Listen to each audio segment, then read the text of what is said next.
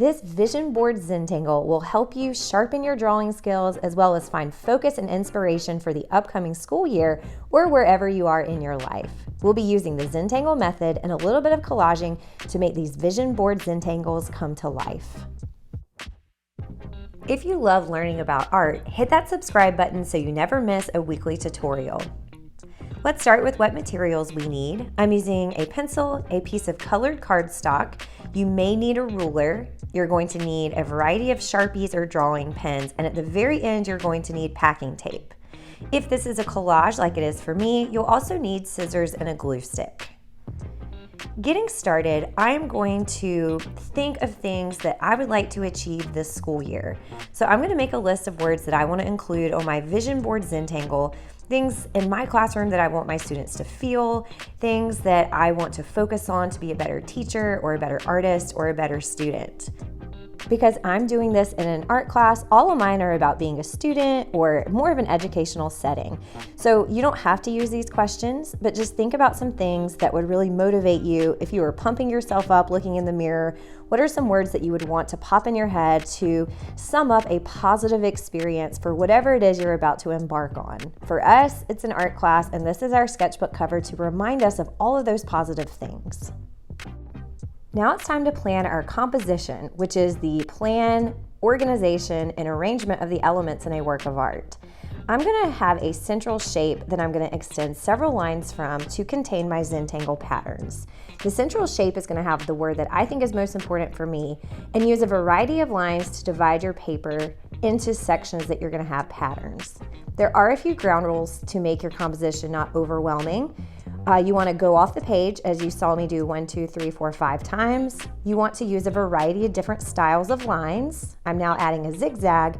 And you want to break up your shapes, creating a variety of large, medium, and small shapes. This will be important when you start adding patterns later.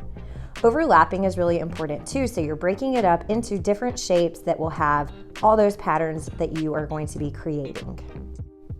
Once you're happy with your composition, outline and emphasize your lines using a Sharpie, a really nice drawing pencil, whatever materials that you are going to be using.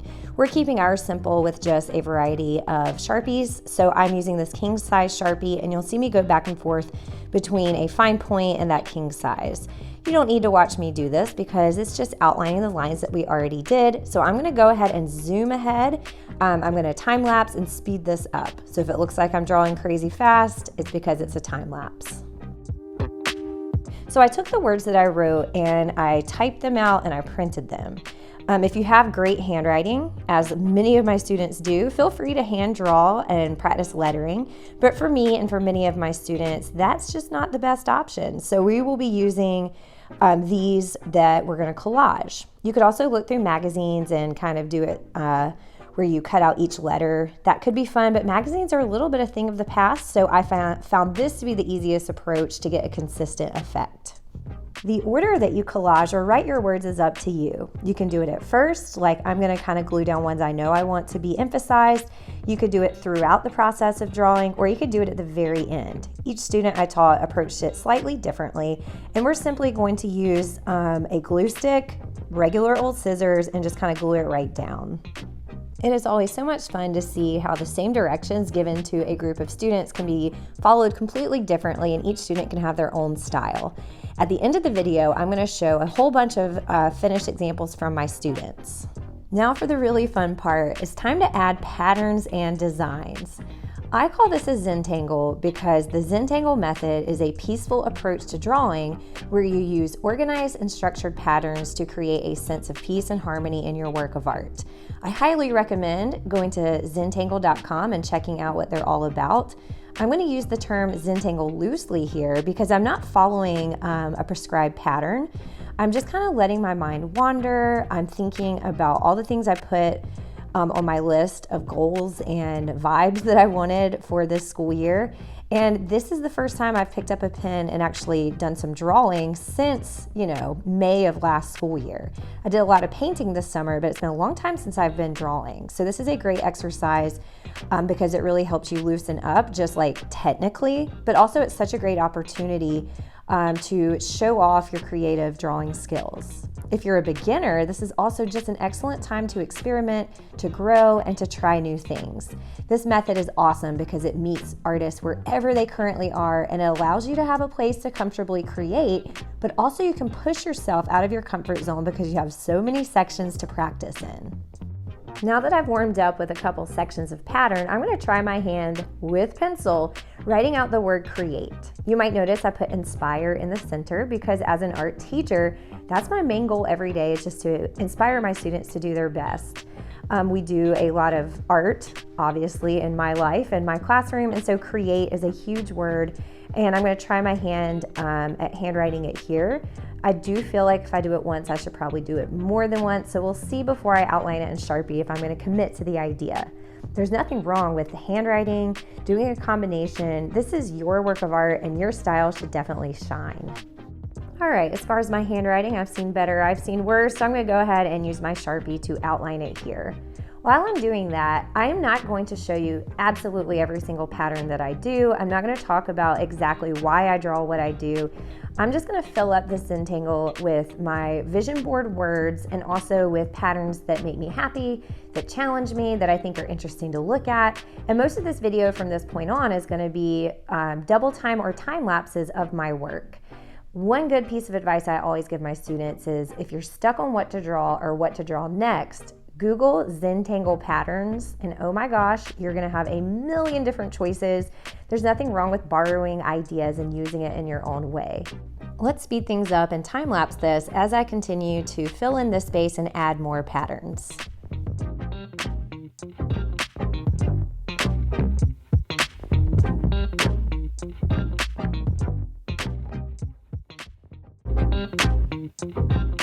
Since my central idea is the word inspire, I'm going to write that as well as collage it so that it really draws attention to that center piece.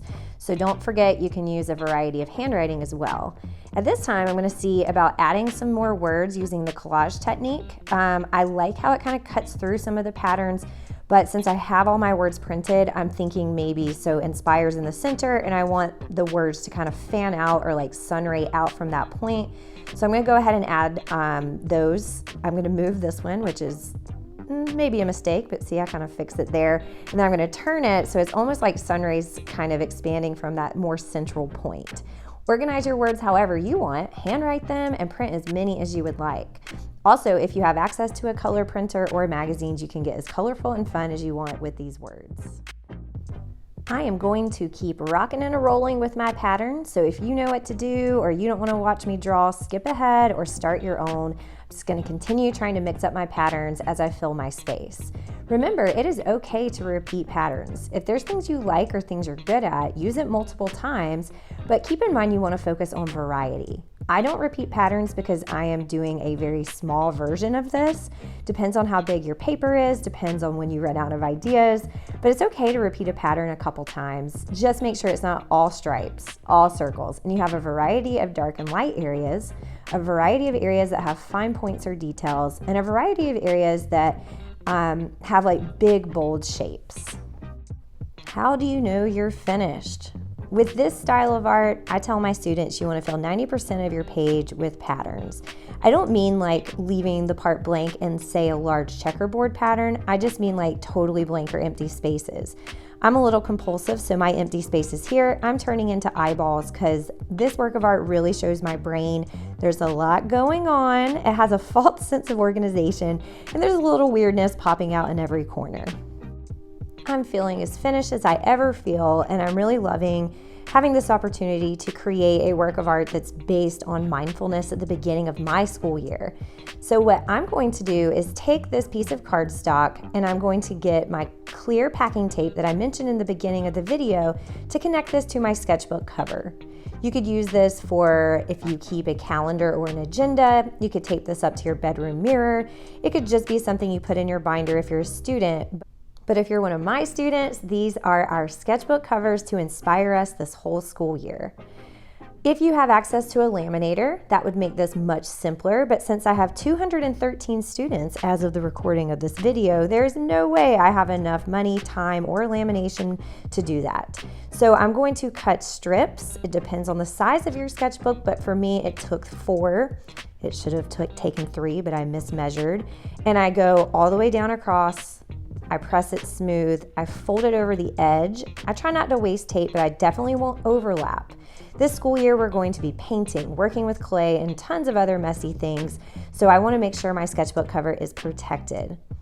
It's a little tricky, I'll be honest. Tape is sticky, duh, and sometimes it sticks to the places you don't want it to.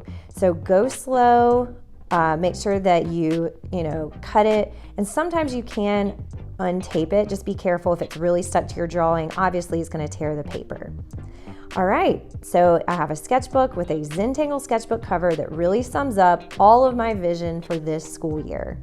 Check out these awesome student examples. As usual, my students always do an amazing job, way better than me, and these are such a great example of how different everybody's mind is in personal expression.